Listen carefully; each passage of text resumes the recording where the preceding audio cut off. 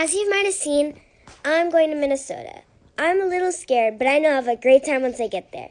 Some of the things that I'm going to be doing is I'm going to be kayaking from Minnesota to Canada through Lake Superior. I also am going camping around different sites around them.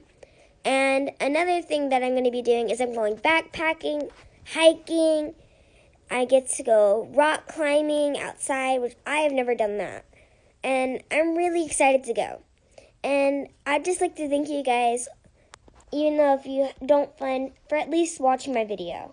It means a lot to me. Thank you guys so much. Mwah.